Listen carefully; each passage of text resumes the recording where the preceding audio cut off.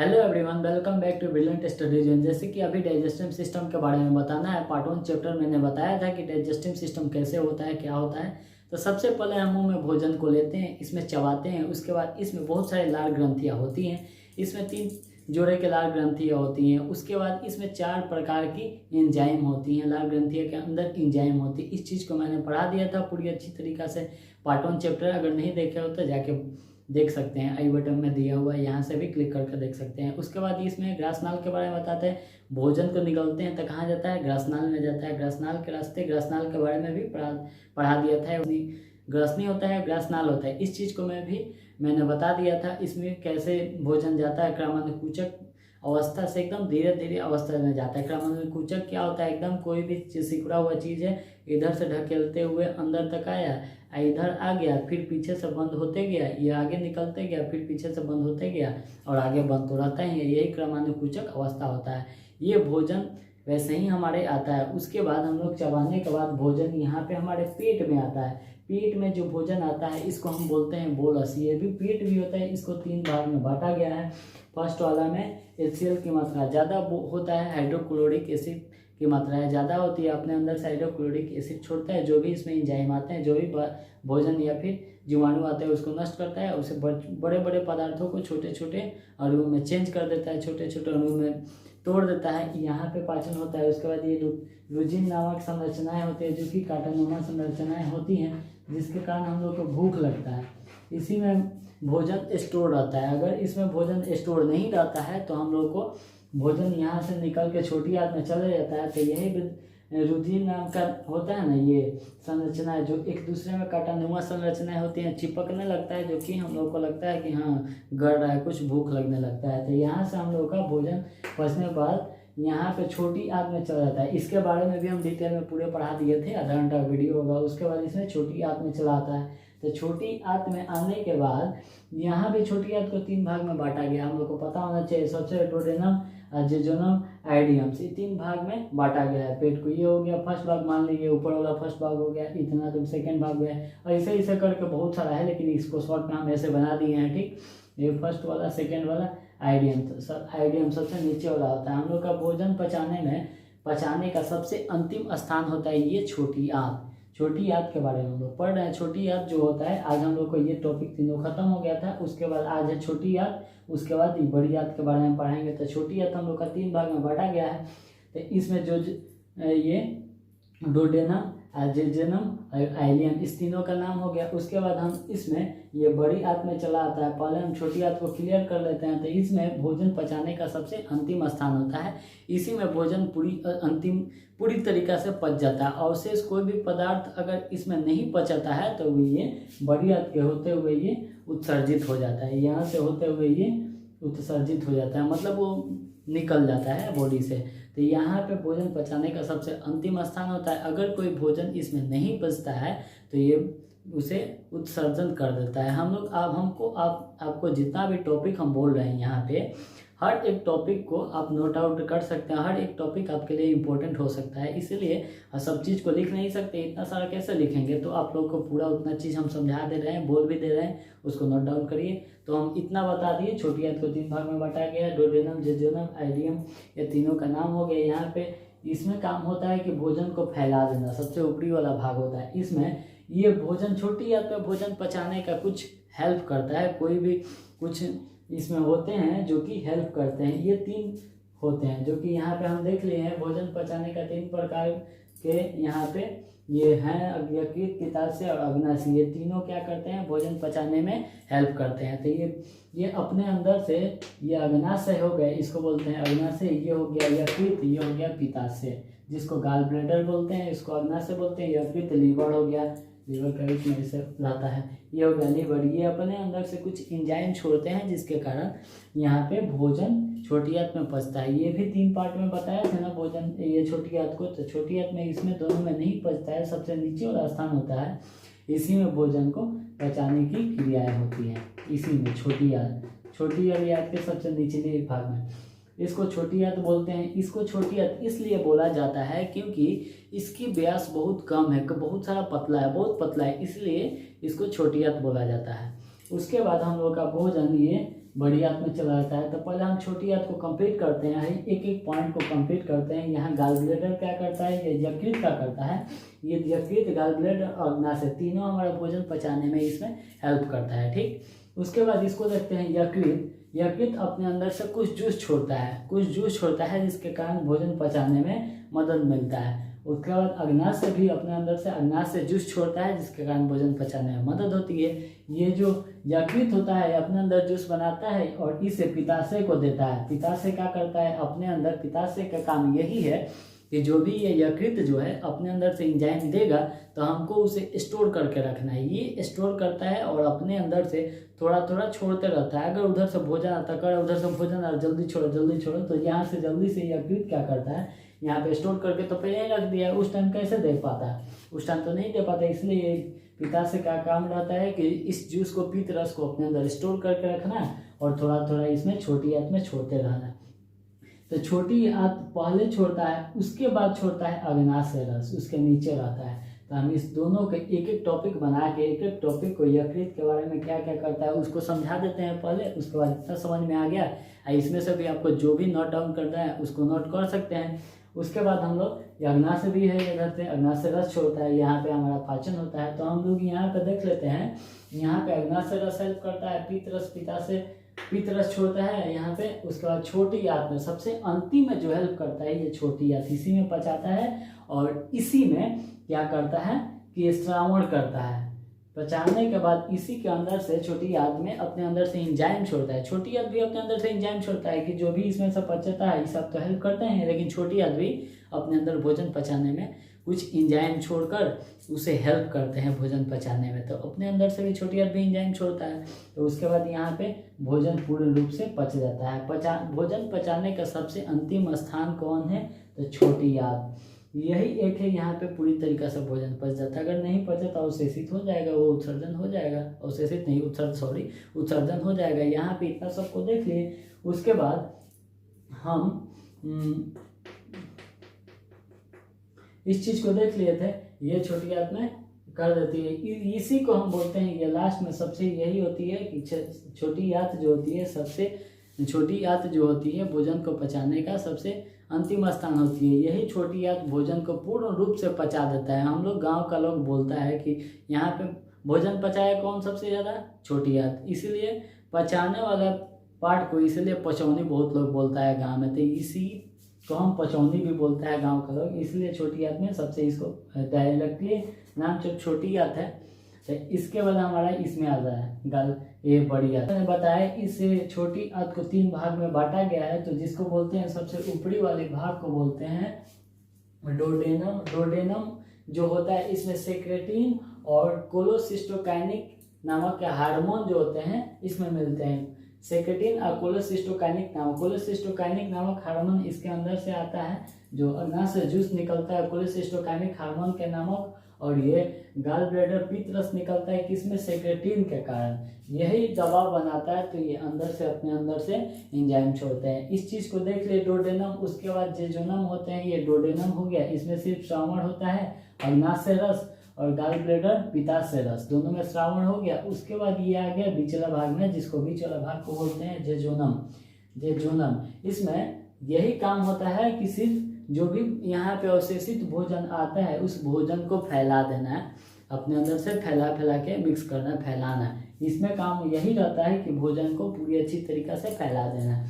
तो ये जेजोनम हो गया। उसके बाद एलियम हो गया। इलियम में काम यही रहता है, यही एक भोजन का अंतिम स्थान है जिसके अंदर भोजन पूरी तरीक़ा से पाचन होता है। इसके पहले भी मैंने बता दिया था, बार बार बता रहे हैं कि यही इलियम होता है। इलियम जिसके अंदर भोजन का पाचन होता है। इसी में पाचन होने के बाद श्रावण होता है, यहीं से अपने बॉडी में एब्जॉर्ब करता है, सोखता है। जो भी यहाँ पे लिए उसके बाद श्रावण होने के बाद एब्जॉर्ब हो जाता है, इसी में जो यहाँ पर देखते हैं इरेप्सिन के कारण पेप्टाइल, ये एक प्रोटीन का पार्ट है, पेप्टाइल को एमिनो एसिड में बदल देता है। प्रोटीन का पाचन पूरी अच्छी तरीका से इतना दूर में नहीं होता है, सबसे अंतिम है, यहीं पे प्रोटीन का पाचन होता है। किसमें, प्रोटीन यहाँ पे चेंज हो गया था, पेट में चेंज हो गया था, पेप्टाइन बन गया था। पेप्टाइन यहाँ पे जब पाचन हो जाएगा तो ये बन जाएगा अमीनो एसिड। ये तीनों पार्ट को हम देख लिए। छोटी आंत का 3 पार्ट होता है, तीनों पार्ट डोडेनम, जेजुनम, इलियम, इस तीनों पार्ट के यहाँ पे शॉर्ट में लिख दिए हैं। इनमें भोजन पचाने का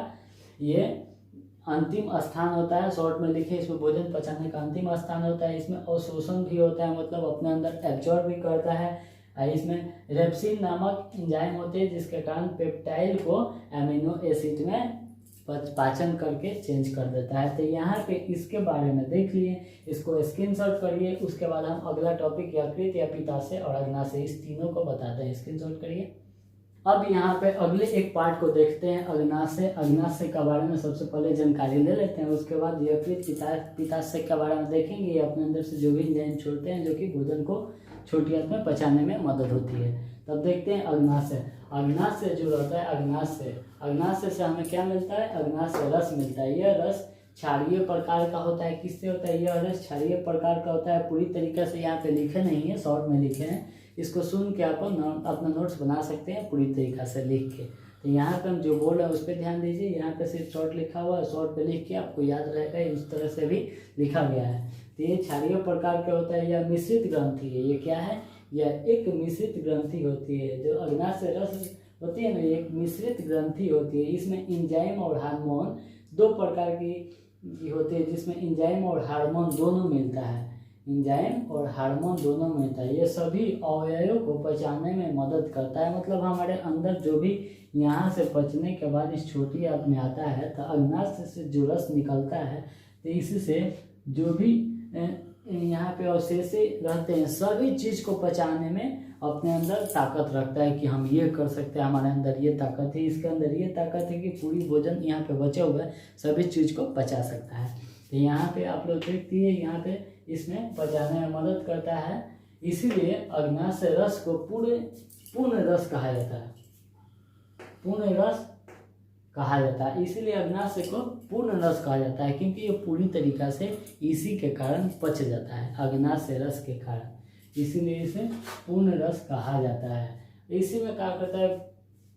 ट्रिप्सिन से प्रोटीन में बदल देता है। प्रोटीन को लाइपेज को वसा और फैट और लिपिड को पचा देता है। जो ट्रिप्सिन है प्रोटीन का पाचन करता है। उसके बाद लाइपेज वसा मतलब फैट, उसका लिपिड यानी चिपचिपे पदार्थ, तेल वाला पदार्थ को कहते हैं वसा, और फिर लिपिड कहते हैं। इसको लाइपेज जो होता है उसे पचा देता है। उसके बाद अंतिम आता है माइलेज। जो माइलेज स्टार्च या मंड या चोकर प्रकार के जो भी पदार्थ होता है उस चीज़ को पचा देता है। किसके कारण? ये अग्नाशय रस के कारण। तो हम अग्नाशय रस के बारे में देख लिए। इसका एक टॉपिक बना के जो भी हम समझाए हैं उसका नोट आउट कर सकते हैं। उसके बाद यहाँ पे आ गए यकृत। तो यकृत के बारे में हम देखेंगे। ये लीवर, इसका काम रहता है, ये भी अपने अंदर का जूस बनाता है जिसको पित्त रस का निर्माण करता है। ये क्या करता है? अपने अंदर पित्त रस का निर्माण करता है। निर्माण करने के बाद ये पित्ताशय में भेज देता है। तो पित्ताशय के काम रहता है कि अपने अंदर पित्त रस को स्टोर करके रखना है। पित्ताशय का नाम ही है पित्ताशय, इसी के नाम से पड़ गया है पित्त रस। तो ये यकृत में बनता है। यकृत में जो रस बनता है ये पित्ताशय में छोड़ देता है, इसी में सब चीज़ स्टोर हो जाता है। यह शरीर के विषैले पदार्थ को अवशोषण करता है। ये क्या करता है? शरीर के जो भी विषैला पदार्थ होता है ना उसको अवशेषित करता है। कि पित्ताशय वही होता है कि जो हम लोग जानते हैं कि अगर गांव में हम लोग या फिर कहीं भी मुर्गा वगैरह काटते हैं तो मुर्गा में एक छोटा सा जितना पीत होता है, अगर उस पीत को काट दिया जाए तो पूरा ये एक विषैला पदार्थ टाइप का होता है, तो पूरा जो मीट रहता है ना खराब हो जाता है, तीखा टाइप का आ जाता है। इसीलिए पित्ताशय यही होता है जो बहुत सारे इसमें जहर टाइप का पदार्थ होता है, जो कि सब चीज़ को जहरीला पदार्थ को अवशेषित करता है अपने अंदर। यह यूरिया के संश्लेषण में मदद करता है। ये क्या करता है? यूरिया के संश्लेषण में मदद करता है। ये हम यकृत के बारे में देख लिए, ये इतना चीज़ के बारे में। उसके बाद अग्नाशय भी देख लिए, यकृत भी देख लिए। अब आ गया पित्ताशय। पित्ताशय क्या करता है? तो पित्ताशय जो है पित्त रस में अल्प मात्रा में वित्तवर्णम होता है। ये पित्त रस में अल्प मात्रा में वित्तवर्णम होता है, जो बिलिरुबिन और बिलिवर्डिन नामक का ये इसमें रस बनाता है। कौन सा रस बनाता है? बिलिरुबिन और बिलिवर्डिन। तो बिलिरुबिन रस वही होता है। बिलिरुबिन रस अगर शरीर में बढ़ जाता है तो हम लोग को पीलिया होता है। बिलिरुबिन के कारण ही हम लोग का लैट्रिन जो यहाँ से बिलिरुबिन छोड़ता है, तो हम लोग के कारण यहाँ पे पूरा यहाँ पे भोजन पीला पड़ जाता है, जो कि हम लोग का लेटरिन हम लोग सोचते हैं कि उजला खाएं, पीला कैसे हो गया, हमेशा पीला ही होता है। तो इसी बिलिरुबिन के कारण जो हम लोग का भोजन यहाँ पे पच के आता है तो ये मल में आ जाता है, तो यहाँ तक आते आते ये क्या होता है, पीला हो जाता है। बिलिरुबिन के कारण हम लोग का लेटरिन पीला होता है। इसको नोट आउट कर दीजिएगा कि बिलिरुबिन के कारण हम लोग का लेटरिन पीला होता है। यही बिलिरुबिन के कारण अगर शरीर में ज़्यादा हो जाता है तो हम लोग का त्वचा में, आँखों के नीचे, आप लोग नोट आउट कर सकते हैं, आँखों के नीचे पीला पड़ना, शरीर में पीला पड़ना, उसके बाद नाखून ये सब पीला हो जाना, यही सब पूरा पीला हो जाता है, जिसके कारण किसी भी आदमी को पीलिया हो जाता है। उसी को पीलिया रोग बोलते हैं। वो पीलिया रोग क्या होता है, बिलिरुबिन बढ़ जाता है शरीर में तो हम लोग आदमी के अंदर पीलिया रोग हो जाता है। तो इसको भी नोट डाउन कर दिया गया, यहाँ पे लिखा हुआ नहीं है लेकिन बोल के समझा दिए हैं। उसके बाद इसी में कार्बोहाइड्रेट जो है ग्लूकोज में बदल देता है, कार्बोहाइड्रेट को ग्लूकोज में बदल देता है। यही सब रस के कारण प्रोटीन को जो है अम्लीय अम्ल में चेंज कर देता है। प्रोटीन क्या करता है, अम्लीय अम्ल में चेंज कर देता है। वसा जो है वसीय अम्ल में चेंज करता है। यहाँ पर देखे थे वसा वगैरह फैट और लिपिड्स के कारण ये इसका पाचन करता है। यहाँ पर देख लिए इसी के कारण प्रोटीन को अम्लीय अम्ल में चेंज कर दिया, वसा है वसलीय अम्ल में चेंज कर दिए, छोटे छोटे पदार्थों में तोड़ के यहाँ पे पाचन पूरी तरीका से कर देता है। यही अगर मतलब इसी छोटी याद में रहता है। स्पेशल इसको पीठ वाला में नहीं लिख लीजिएगा, ऊपर पहले लिख लीजिए या फिर लास्ट में लिख दीजिए। यही छोटी याद में कार्बोहाइड्रेट ग्लूकोज को चेंज कर देता है और प्रोटीन को अम्लीय अम्ल में चेंज करता है, वसा जो वसलीय अम्ल में चेंज कर देता है। यही चेंज करने के बाद यही छोटी याद है अपने अंदर यहाँ पे इजोनम में पाचन करने के बाद अंदर की संरचनाएं ऐसी होती है। तो पाचन करने के बाद यही क्या करता है, शरीर में एब्जॉर्ब करके रक्त में चेंज कर देता है। तो यहाँ पे हमारा छोटी याद का टॉपिक समाप्त हुआ। इसके बाद बड़ी याद के बाद तक देख लिए, बस ये हमने चेंज कर देता है। इसको स्क्रीनशॉट करिए। यहाँ पे हम छोटी याद के बारे में देख लिए। उसके बाद छोटी याद के बाद इतना सारा हम लोग को देखनी है बड़ी याद। बड़ी याद छोटी याद में पूरी तरीका से भोजन बच जाता है। उसके बाद आ जाता है इस बड़ी याद में। तो बड़ी याद में स्टार्टिंग होता है यहीं से ना, यहीं से ये जुड़ा रहता है छोटी याद से बड़ी याद में। तो बड़ी याद का ये गोल वाला पार्ट होता है, ये गोल होता है जिसको हम बोलते हैं सिक्कम। गोल वाले पार्ट को हम बोलते हैं सिक्कम। और सिक्कम यहाँ पे 1 पार्ट 2 पार्ट 3 पार्ट ये 4 पार्ट में है। तो इसका भी तो नाम होना चाहिए। पहले यहाँ पे देख लेते हैं बड़ी आंत। बड़ी आंत का क्या काम रहता है, बड़ी आंत का यही काम रहता है कि उसमें से जल को अवशेषित करना, जल को खींच लेना अपने अंदर। जल को वहाँ से अपने अंदर जो भी हमारा भोजन रहता है, भोजन में जल रहता है तो वहाँ से जल को अपने अंदर एब्जॉर्ब कर लेता है। बड़ी आंत का यही काम रहता है। और जो भी मल रहता है उसको आगे बढ़ा देता है। यही बड़ी आंत काम करता है, जल को अपने अंदर खींचता है। अगर सुबह आप सबको पता है कि बाथरूम लोग जाते हैं, बाथरूम सुबह लेटरिन जाएंगे तो लेटरिन जाने के बाद अगर वो इसमें देर कर देते हैं नहीं गए तो यहाँ से इतना ज़्यादा एब्जॉर्ब कर लेता है, मतलब वहाँ से पानी अपने अंदर सोख लेता है। सोखने के कारण कि जो कि कठोर हो जाता है, लेटरिन कठोर हो जाता है, जो कि प्रॉब्लम होता है बाद में। इससे एक बीमारी भी होती है जो कि ऐसा ही रोकते रोकते बीमारी हो जाती है, जैसे बॉक्सी भी, बहुत सारा बीमारी जिसको यहाँ पे अभी देखते हैं। यहाँ पे शॉर्ट में, यहाँ पे बड़ी याद में यह अवशेषी और शोषण करता है, जिसका इसका बायोलॉजिकल भी एक नाम है जिसको बड़ी याद बोलते हैं। इसका बायोलॉजिकल नाम है जिसको बोलते हैं क्लोन। इसका क्या है, इसका बायोलॉजिकल नाम क्लोन है। इसका बायोलॉजिकल नाम क्लोन है। डायरिया में यह काम नहीं करता है। जिसको डायरिया बीमारी होगी उसके बड़ी आंत का जो काम है, ये किसको, वाटर को अपने अंदर स्टोर करना है, एब्जॉर्ब करना, सोखना। ये जिसको डायरिया बीमारी रहती है उसको ये काम नहीं करती, डायरिया बीमारी में काम नहीं करती। डायरिया बीमारी में यही होता है कि अपने उसमें से पानी को सोख नहीं पाता है, जिसके कारण वो क्या करता है कि जो भी मल होते हैं उसको पानी की तरह निकलता है, जैसे लूज मोशन टाइप का पानी की तरह निकलता है। ये डायरिया बीमारी है। डायरिया बीमारी के कारण ये अपना कार्य नहीं करता है, गुस्सा जाता है, जो भी करता है ये कार्य अपना नहीं करता है। उसके बाद ये मल पानी की तरह बहते हैं। यहाँ पे शॉर्ट में लिखते हैं अपेंडिक्स यहाँ पे पानी की तरह, तो इसका पहले तो नाम देख लेते हैं। ये ऊपर की तरफ जाता है जिसका नाम बोलते हैं एसेंडिंग क्लोन। पहले बता दिए थे इसका बायोलॉजी का नाम क्लोन होता है। तो ऊपर की तरफ जा रहा है तो हो गया एसेंडिंग क्लोन, और नीचे की तरफ आ रहा है तो हो जाएगा क्या, डिसेंडिंग क्लोन। ये एसेंडिंग क्लोन और नीचे आया तो डिसेंडिंग क्लोन। ये फिर सीधा है तो सीधा को बोलते हैं transverse clone. Ascending clone, descending clone, सीधा गया तो ट्रांसवर्स क्लोन, और ये फिर आया। तो ये आया तब पूरी तरीका से तो आया नहीं है, तो इसका एसेंडिंग, डिसेंडिंग, ट्रांसफर, ये क्लोन हो गया। तीनों type, ascending clone, descending clone और ट्रांसवर्स क्लोन। उसके बाद ये आधा आया, तो आधा को इसका भी कुछ नाम हो जाता है जिसको बोलते हैं सिग्मोइक क्लोन। ये इसका नाम है सिग्मोइक क्लोन। आधा जो है इसका नाम है सिग्मोइक क्लोन, जो यहाँ पे अब देखते हैं। अब सिग्मोइक क्लोन के बाद यहाँ जो स्टोर होता है, यहाँ पे मल जो होता है, मल को स्टोर करके रखता है, जिसको हम बोलते हैं रेक्टम। रेक्टम, इसको मल भी बोलते हैं, रेक्टम मल, रेक्टम बोलते हैं, जिसको मलाशय बोलते हैं, जिसको हम मलाशय बोलते हैं। रेक्टम को हिंदी में कहते हैं मलाशय, जो कि क्या करता है, यहाँ पे लेटरिन को स्टोर करके रखता है। उसके बाद हम लोग बाथरूम करते हैं, तो यहाँ वाला लास्ट पदार्थ होता है गुदा। यहीं से जो भी लेटरिन होता है बाहर निकल जाता है। तो इस सब चीज़ का नाम देख लिए, इसका क्या काम होता है उसको देख लिए। डायरिया के कारण, डायरिया जिसको बीमारी होती है, उस बीमारी में ये अपना काम नहीं करता था, इसमें से वाटर एब्जॉर्ब नहीं कर पाता है, जिसके कारण लेटरिन पानी की तरह होता है। इस चीज़ को देख लिए।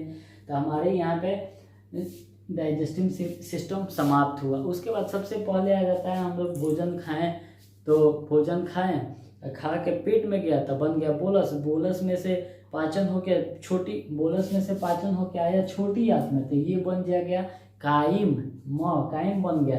और काइम में से ये आ गया बड़ी आंत में, बड़ी आंत में से पानी सोखने के बाद ये आ गया इसमें मलाशय, मलाश में आ गया, तो इसको बोलते हैं काइल, ल बन जाता है।